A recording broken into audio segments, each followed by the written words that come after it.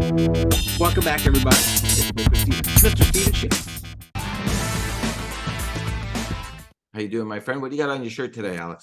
This is the third best Doctor Strange movie. Doctor Strange Multiverse of Madness. Yeah. By the way, speaking of movies, I just watched The Outlaws on Netflix. Did you see that film? No, but it sounds familiar. Right. It's got Pierce Brosnan in it. There's a very clever James Bond reference in there. But I'll let you see the movie. I didn't spoil it. I'm not going to spoil it. I love Pierce Brosnan. Big James Bond. He's great. He is great, right? Amazing. He's great. Okay. All right. What do we got today, Alex? So we're back on the Boom train, finishing a couple more books up. We're going to talk a little Mary Shelley, and then we're going to talk about probably one of the most beloved comic strips next to Peanuts of all time. We're going to talk. I put Calvin Hobbes #1. Oh my gosh! Right. Nuts. The Killer Affairs to the State from Boom. The Unsound from Boom. Frankenstein from Marvel. Monster of Frankenstein.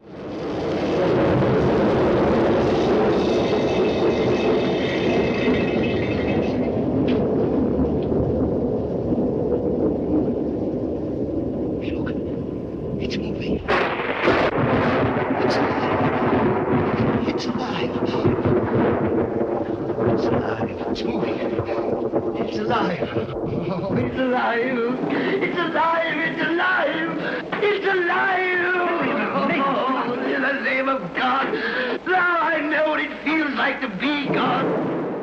And then we're going to talk, Calvin and Hobbes. You got it.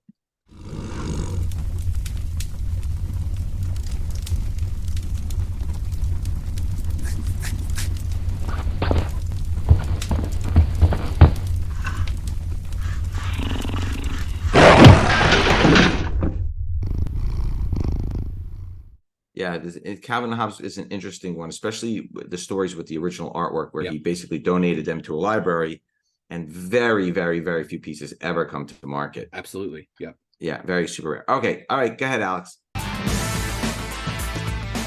The first one is The Killer. Yeah, it originally came out.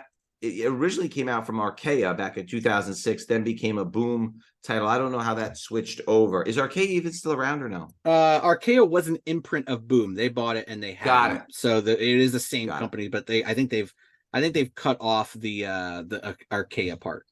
Got it. And it was originally published in France and Belgium. So talk a little bit about what this story is, and now we're 17 years later, and all of a sudden it's becoming a film or TV show or whatever. Yeah, I mean, this is you're looking at like the professional type. It's a professional assassin with no moral compass. So this is kind of like a look at this guy who kills for a living and literally could give a crap about anything. Like he's this like no women, no children. So, this guy doesn't care. He just kills whatever you point him to where it goes, and he'll do it. And like you said, it was Archaea was mostly, or a lot of their books were imprints from or other European comics that they published here, because the states don't tend to buy European comics unless it's by an American publisher. It's a weird mental thing, but it got picked up. It's going to be a David Fincher movie, so like that's huge. David Fincher's a big director, of course, and it's going to be a shoot 'em up. People, we love shoot 'em ups here. Yeah, no, for sure. Okay, so The Killer #1, Archaea Studios, October of 2006. There's only 5 9.8s. I could not find any graded or ungraded copies of the book for sale. You just can't find the 2000. It's 17 years old. It's Archaea Studios. They just don't exist, Alex. So the ones when they come to market are going to sell for big money. Yeah, this is on private collections or dumped or just gone.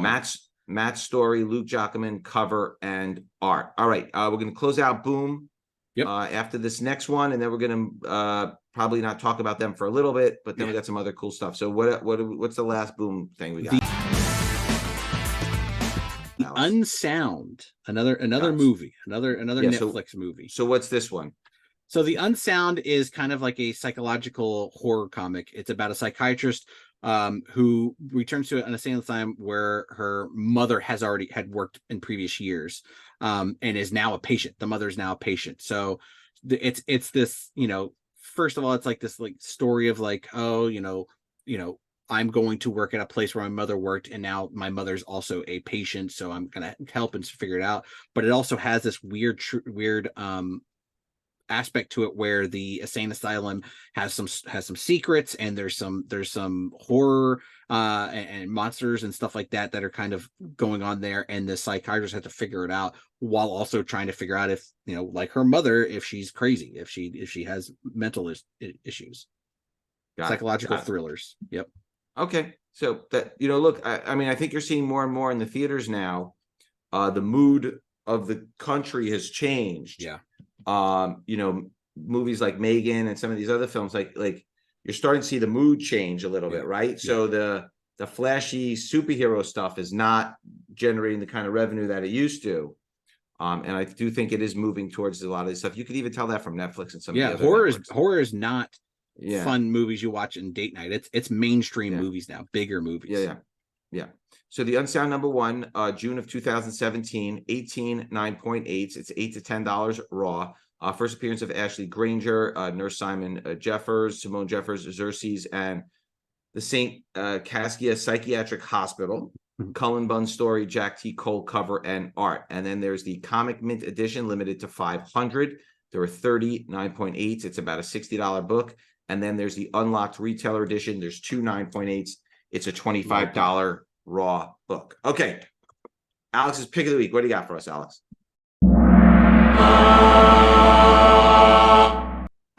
We're going to talk a little Calvin and Hobbes later, and how, you know, how kind of rough and actually absolutely hard it is to find any kind of merchandise or anything original art, anything, because Bill Watterson did not care about that stuff. There's like, it's non-existent. You know, so I started thinking of other like properties, and, you know, I've talked about in the past of like original art for like, you know, children's coloring books and stuff like that. And I'm just poking around eBay to look, and sure enough, there's a vintage art from the Jedi Activity book from 1983, Star Wars. Interesting. It's expensive. It's very expensive. They're asking for $3,000 for one page, and Okay. like, I think it fluctuates. That stuff kind of fluctuates. I bought original Muppets coloring book pages for $20 a piece, because the artists aren't usually people that you know in the industry. They're studio artists, fine artists, people that are, you know, just take the job and that's all they do, and then they go home for the day. They're not like your comic book people or named.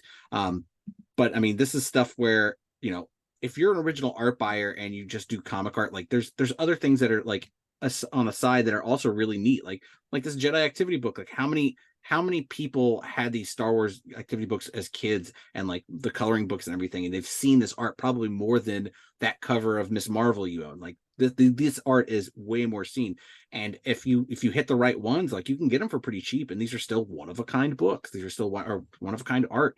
You'll never see it again. It's interesting. Yeah, for sure. Cool. All right, so what's next, Alex? Frankenstein. It's hard to believe. It's, again, talking about horror. It's funny we never spoken about Frankenstein. These books are starting to move up in price. They're old. They're as old as me. Bronze Marvel. They're just a little bit older than me by about 11 months. But yeah, the Frankenstein stuff is starting to move up. Mid grades, low grades. The vintage stuff from the 70s. I don't know if they're doing anything with the character, but it's interesting. You're starting to see the pricing tick up. I don't know that there's much to say about Frankenstein that we don't already know, right? It's Frankenstein is the monster. Yep. Frankenstein is the monster or the doctor? I always confuse that. Dr. Frankenstein. It's right. The Frankenstein is the doctor, not the monster. Correct. Right? That's always what's confusing. Frankenstein's monster. Right. We don't. Right. He doesn't really have a name. The best iteration I've ever seen is the Benedict Cumberbatch play version. Oh, where he and you can probably get it on YouTube. He and another British actor played both parts. So some nights Benedict would be the doctor, sometimes he would be the monster. One night the other guy would be the doctor. And I saw, that's crazy. I watched it. Yeah, it was pretty awesome. That was the best iteration I've ever seen of the character. But okay, so Frankenstein #1, January of 73, 35 9/8, 103 9.6s. A 9.8 recently sold for $2,700, which actually still seems very cheap to me. And a 9.2 recently sold for $275. It's the Monster of Frankenstein, the original story, Gary Friedrich story, Mike Plug cover and art. All right, what are Love we my closing food. with today, Alex? Calvin and Hobbes. We've mentioned it a favorite. million times. Yeah. My favorite comic strip of all time. Yeah. I don't. I actually listen. I think Peanuts. People have the nostalgia for it, and they think it was first. And listen, characters are classic. But Calvin and Hobbes, where he took his tiger, Yeah, and he came alive.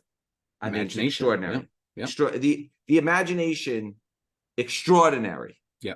Extraordinary. Okay, so talk a little bit about Calvin and Hobbes. Obviously, we know the pet tiger, but obviously you started talking before about the artwork and how he never really licensed. Gary Watterson never licensed it out. No, but he never licensed it out. He ended it at its height. Calvin and Hobbes ended like it wasn't canceled. He wasn't doing bad. He was just like, I think I'm over this. And Bill Watterson probably is one of the like true to himself artists out there. You can talk about like, oh, it's selling out to do this and that, and it's not. Like, Charles Schultz, I don't think sold out by making cartoons and merchandise and everything. That's just how you do it. It's just that world, and that's okay. But Bill Watterson was like, nope, this is my art, and this is how I want it. No merchandise. The only thing really you can get are the collected editions. But he did let his characters out for this teaching with Calvin and Hobbes, which is essentially it's a school book. Like it's a book that you would look in school and read in school. And most of these were only around, I think there's Michigan, somewhere around Michigan. And these came out in 1993, and they're textbooks. So what happens at the end of the year when they're not going to use that textbooks anymore? They destroy them, right? Like these aren't easy to find. And these are not cheap books. These are not cheap books. And if you're a Calvin and Hobbes fan, like this is your holy grail. This is it. There's really nothing else. Yeah, when the originals come up for sale, they're hundreds of thousands, $200,000, $300,000 for originals, because he donated them to the library, which we talked about. Yep. I think in his alma mater. Yep. So the Teaching with Calvin and Hobbes Playground Publishing Edition is impossible to find in any condition, because also school books are normally manhandled, destroyed. They're kids. Yeah, the kids are writing. Think about what we did. Right. Think about what we did to our school books when we were kids. We annihilated them. Yes. So there are 2 9.8s. One recently sold for $12,000. There's a few other copies available in high grade, 9, 6, 9, 4 grades that are about $6,000. I bet you there are some schools out there that probably have them sitting in a box or sitting them in a closet or basements or whatever. Some donation place has them, some thrift store. Yeah, for sure. Right. But sure. To me, the greatest comic strip, I mean, everybody related to Calvin. He was a naughty boy. Yeah. He always was running off, doing naughty things with his pet tiger and dragging him on these adventures. And, we all had that. Every little boy had that. Yeah. And probably a lot of little girls too. But I mean, I was a little boy and I related to Calvin 100%. Yeah. Yeah. It's the best of us as a child, right? Like that. Correct. Those make-believe adventures that you're like in a 100%. Spaceship, but it's just a box on the floor. Right. Like, yeah. 100%. That's what kids do. Man. We've all done that. Exactly. We've all done that. Familiar. Very familiar. Yes. All right. Well, we thank you for joining us today. If you have any questions or comments, leave them in the field below. Otherwise, we'll see you all next week. Same bad time. Same bad channel.